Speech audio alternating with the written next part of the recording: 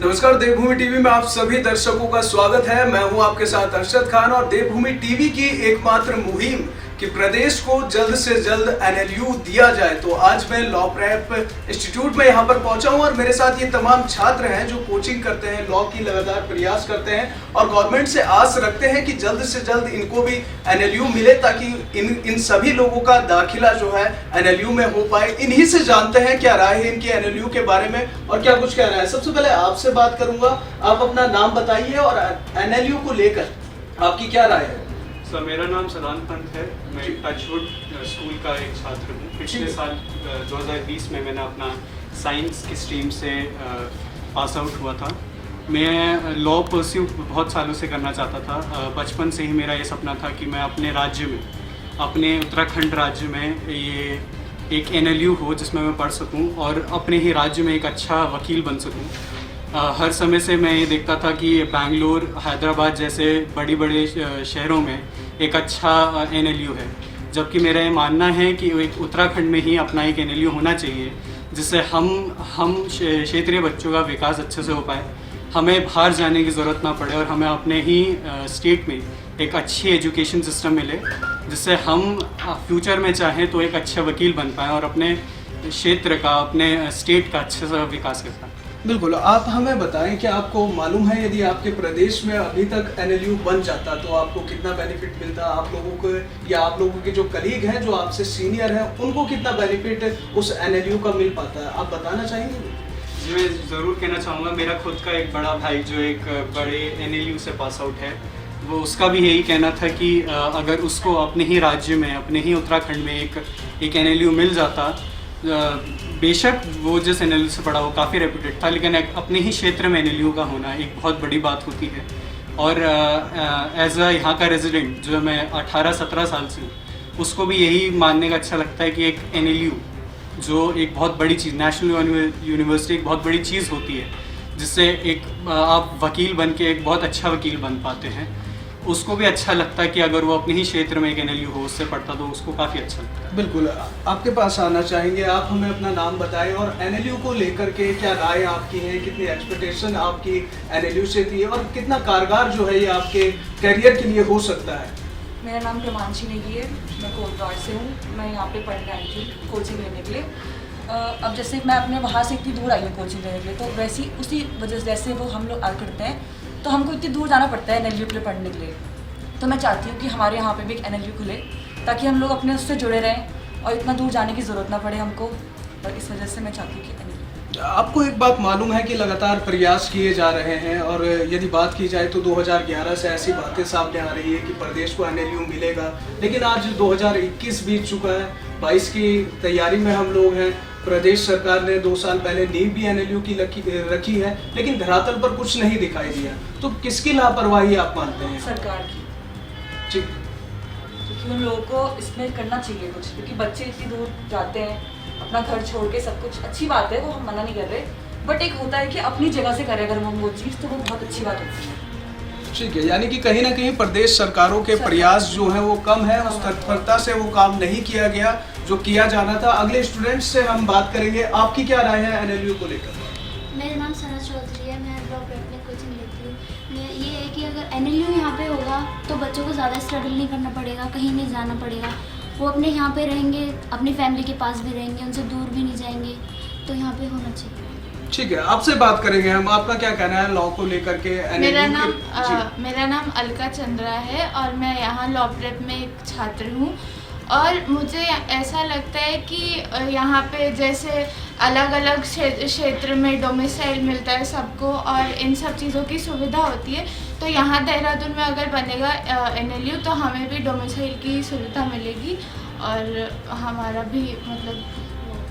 बिल्कुल, बहुत शुक्रिया आप सभी छात्रों का मेरे साथ बात करने के लिए। तो देखिए, ये वो तमाम स्टूडेंट्स हैं जो लॉ की कोचिंग कर रहे हैं लॉ प्रेप इंस्टीट्यूट। मैं पीछे दिखाना चाहूँगा जरा इन स्टडी पर नज़र डालिए किस प्रकार से यहाँ पर ये छात्र दूर दूर से आशाएं लेकर के आते हैं कि हमको लॉ इंस्टीट्यूशन करना है। एनएलयू की आस इन सभी के मन में रहती है ताकि एक बेहतर इंस्टीट्यूट इनको मिल पाए, एक बेहतर कॉलेज इनको मिल पाए, एक बेहतर प्लेटफॉर्म इनको मिल पाए, क्योंकि कुछ कर गुजर जाने की क्षमता इन सभी छात्रों के अंदर है। प्रदेश के छात्र यूं ही नहीं पीछे जा रहे हैं, क्योंकि एनएलयू का ना होना कहीं ना कहीं कानूनी प्रक्रिया में भी बाधाएं पैदा करता है। यदि आपके प्रदेश में एनएलयू नहीं है तो आपको बेहतर वकील नहीं मिल पाएंगे, बेहतर लॉयर नहीं मिल पाए हैं।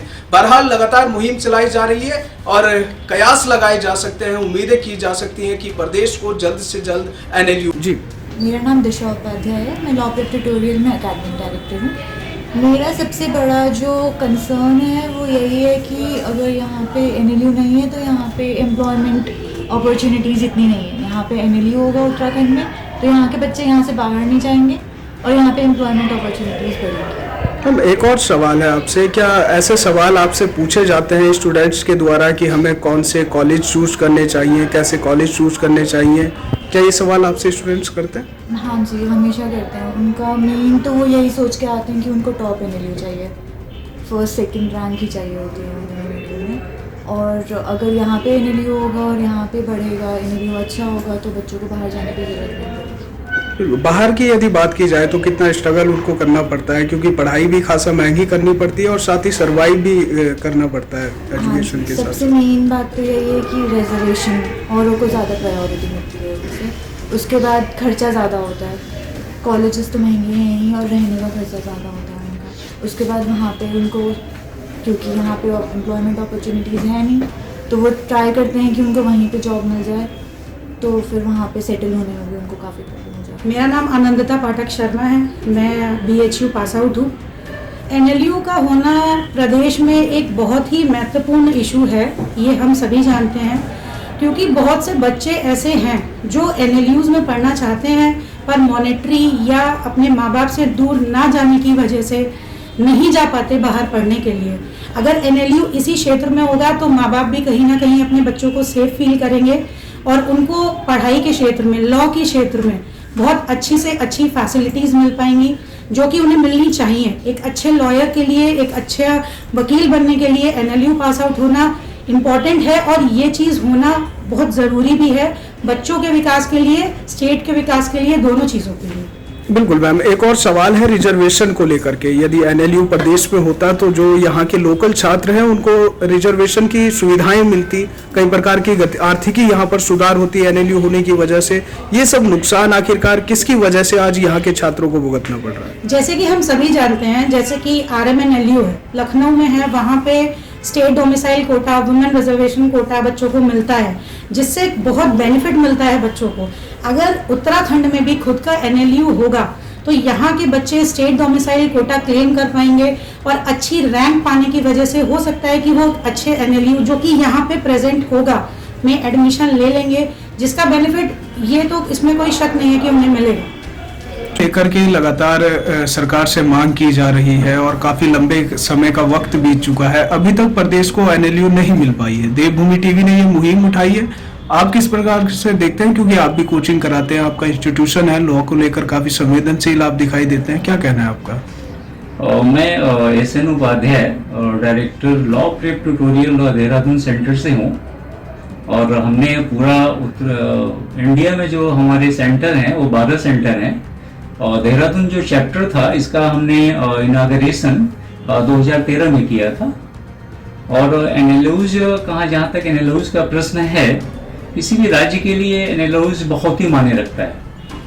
हम उस विषय पे थोड़ा चर्चा करना चाह रहे हैं कि एनएलयूज में एक परीक्षा होती है क्लैट की, कॉमन एडमिशन टेस्ट।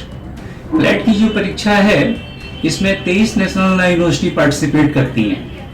2008 में केवल 4 नेशनल यूनिवर्सिटी थी, इस समय 23 नेशनल यूनिवर्सिटी पार्टिसिपेट कर रही हैं। जो टोटल सीट का एलोकेशन है वो 2250 के आसपास होता है। इसमें जनरल जो सीट होती है, जिसको हम बोल सकते हैं कि जिसमें पूरे इंडिया के बच्चे एलिजिबल होते हैं, वो केवल 1300 सीटें हैं। स्पेशल कैटेगरी की जो सीटें होती हैं अप्रॉक्स वो 300 के आसपास अराउंड होती हैं। और जो इसमें इम्पोर्टेंट है कि बहुत सारी चीजें बच्चों के लिए जब एग्जाम होता है तो इसका मेरिट बहुत टफ होता है। जैसे फॉर एग्जाम्पल उत्तराखंड के गवर्नमेंट को ये चाहिए कि लॉ प्रेप जैसे और जो कोचिंग इंस्टीट्यूट हैं उसको प्रमोशन करे। और सबसे बड़ी बात तो ये है सर कि इसमें जो एलिजिबिलिटी है क्लैट की, वो 12वीं में जो बच्चे 45% जनरल लाते हैं उनको मिल जाती है सीटें, है ना, वो एलिजिबल होते हैं। लेकिन प्रिपरेशन करने के लिए सर जो इसका स्ट्रीम है वो साइंस साइड का बच्चा हो। साइंस साइड में जो अगर पीसीबी है, पीसीबी में मोस्टली नीट के लिए, मेडिकल के लिए बच्चे एंट्रेंस देते हैं। वो 15 लाख बच्चे नीट के लिए क्वालिफाई नहीं करते हैं, केवल पार्टिसिपेट करते हैं। इसमें 8 लाख बच्चे क्वालिफाई करते हैं और सीटें कितनी होती हैं? 80,000 गवर्नमेंट प्राइवेट मिला के। अब बाकी बच्चे कुछ नहीं कर पाते हैं। वैसे ही इंजीनियरिंग का भी है। उसके अकॉर्डिंगली अगर हम एनालिसिस करते हैं तो हम ये पाते हैं कि ये प्रोफेशनल जो कोर्स है, BA LLB या BCom LLB, ये ऑनर्स प्रोफेशनल कोर्स है, इंटीग्रेटेड प्रोग्राम इसको बोलते हैं। ये प्रोग्राम ऐसा है कि जो बच्चे कहीं पे जॉब नहीं होते हैं, जो बच्चे प्रोफेशनल कोर्स नहीं कर पाते हैं, वो लॉ के लिए एलिजिबल हैं। लॉ के लिए अगर प्रयास करें और लॉ में अगर पार्टिसिपेशन करते हैं तो वो अच्छा रहेगा। और एक चीज़ और भी है, ये अभी ऐसी गवर्नमेंट ने, उत्तराखंड हमारे गवर्नमेंट ने, एक एजुकेशन डिपार्टमेंट ने, इन्होंने एक इनिशिएटिव बहुत अच्छा लिया है। वो इनिशिएटिव ये है कि इसमें state council of education and training department ने पहली बार क्लैट को फ्री एजुकेशन के लिए, फ्री कोचिंग के लिए परमिट किया है। जैसे एम्स के लिए होता है, नीट के लिए होता है, वैसे पहली बार इन्होंने इस पे। अगर मैं ये समझ रहा हूँ कि अगर एनरोल्स आ जाता है और ये ऐसे मुहिम स्टेट गवर्नमेंट ने अगर शुरू किया है तो सबसे अधिक फायदा हमारे बच्चों का होगा, क्योंकि कट ऑफ जो है बहुत ज्यादा इसमें नीचे जाता है। और नीचे जाने के लिए अब सपोज करिए कि एग्जाम इतना थोड़ा टफ होता है कि लास्ट ईयर 2021 में 2020 के सेशन में तकरीबन जो हमारे यहाँ जो सिचुएशन था, पूरे इंडिया के अंदर 70,000 बच्चे पार्टिसिपेट किए थे, फॉर्म भरा था लोगों ने, और 65,000 बच्चों ने इसमें एग्जाम दिया था। तो मैं ये समझ रहा हूँ कि अगर गवर्नमेंट इनिशिएटिव ले, एनएलओज का गठन हो जाए तो यहाँ के बच्चे ज़्यादा लाभान्वित होंगे, ग्रेजुएशन उनको मिलेगा। और एजुकेशन अगर मिलता है, अच्छा एजुकेशन अगर हम प्रोवाइड करते हैं एनएलओज के थ्रू, तो सारे बच्चे, सारी प्रतिभाएं हमारे इस राज्य के लिए, चाहे प्रैक्टिस हो, चाहे जुडिशरी में जाना हो, चाहे जो भी चीज़ें हों, उसमें बच्चे एब्जॉर्ब हो जाएंगे। बिल्कुल। और सबसे अच्छी बात यह है सर कि गवर्नमेंट इस पे पहल कर रही है, थोड़ा सा इस पे देर नहीं करना चाहिए। 2 साल पहले जो फाउंडेशन पड़ गया एनएलओज का, उसको एक प्रैक्टिकल रूप में एग्जिस्टेंस में आना चाहिए। बिल्कुल सर, आपका कहना सही है, लेकिन सवाल आखिर यही है कि और कितना वक्त लगेगा, क्योंकि तकरीबन 2011 से ये मामला चला आ रहा है प्रदेश में। अब 2 साल पहले उसकी नींव रखी भी गई है, लेकिन अभी भी धरातल पर कुछ नहीं प्रदेश के बच्चों के लिए। जी देखिए, एक्चुअली अगर इनका इंफ्रास्ट्रक्चर है देखा जाए तो बार काउंसिल ऑफ इंडिया इसको मॉनिटरिंग करती है, और इस इंफ्रास्ट्रक्चर के लिए प्रैक्टिकल लेबोरेटरी की भी जरूरत नहीं होती है। अगर गवर्नमेंट इंटरेस्टेड होगी और टीम इंटरेस्टेड होगी तो डेफिनेटली केवल 5 या 4 महीने में बिल्डिंग बनाई जा सकती है। जबकि ये भी सुनने में आया कि जो इनको इंस्ट्रक्शंस मिला था हाई कोर्ट से, वो इंस्ट्रक्शन ये था कि आप इसको रेंटेड बिल्डिंग में ही बना सकते हैं।